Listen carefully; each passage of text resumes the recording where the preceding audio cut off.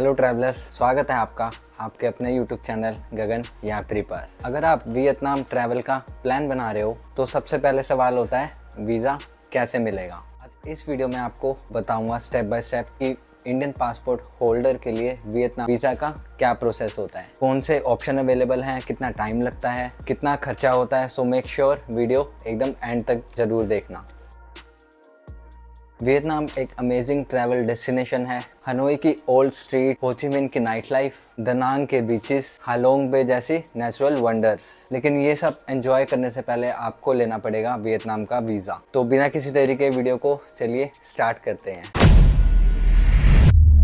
Indian traveller के लिए दो मेन वीज़ास ऑप्शन अवेलेबल हैं। पहला आता है वियतनाम का ई वीज़ा। ये सबसे सिंपल और हैसल फ्री प्रोसेस है, सारा प्रोसेस ऑनलाइन होता है। नंबर 2 पर आता है वीज़ा ऑन अराइवल। यह ऑप्शन भी पॉपुलर है, लेकिन इसके लिए आपको एक अप्रूवल लेटर पहले से अरेंज करना पड़ता है। तो चलिए दोनों की डिटेल्स देखते हैं। तो सबसे पहले बात करते हैं ई वीज़ा की। आपको ऑफिशियल वियतनाम इमिग्रेशन से अप्लाई करना होता है। ऑनलाइन एप्लीकेशन फॉर्म फिल करना होता है जिसमें आपकी पासपोर्ट की डिटेल, आपके ट्रैवल स्टेट, आपका एंट्री पॉइंट सिलेक्ट करना होता है। उसके बाद आपको एक पासपोर्ट स्कैन फोटो और एक पासपोर्ट साइज अपनी फोटो अपलोड करनी पड़ती है।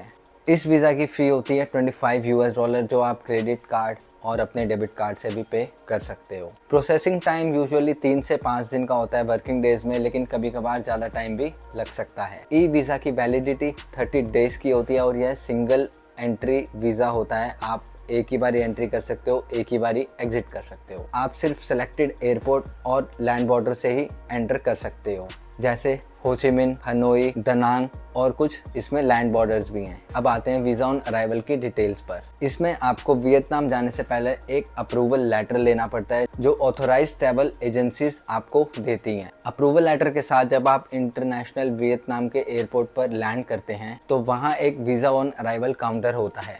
वहाँ आपको अपना अप्रूवल लेटर, पासपोर्ट और अपनी 2 फोटो दिखानी पड़ती है। उसके बाद आपको एक स्टैंपिंग फ़ी पे करनी पड़ती है। जो आपके पासपोर्ट पे वीज़ा की स्टैंप लगेगी उसकी आपको फ़ी पे करनी पड़ेगी। फ़ी होती है $25 for single entry, $50 for multiple entry. Visa on arrival सिर्फ एयरपोर्ट पे ही एक्सेप्ट होता है, लैंड बॉर्डर पे एक्सेप्ट नहीं होता।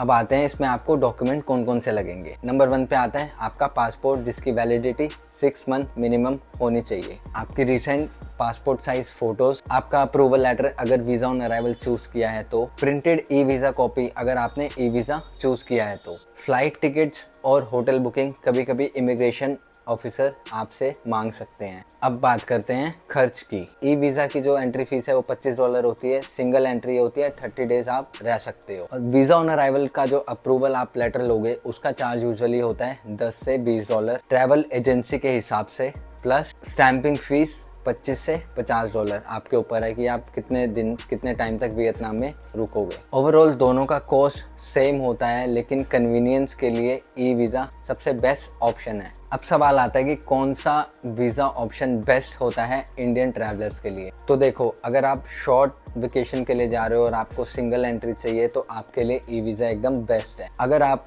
मल्टीपल सिटीज़ ट्रैवल करने वाले हो और बार बार एग्जिट करने वाले हो, बार बार एंट्री करने वाले हो, तो आपके लिए वीज़ा ऑन अराइवल एकदम बेस्ट है। कुछ इंपॉर्टेंट चीज़ें जो आपको ध्यान रखनी चाहिए। Always apply for official website.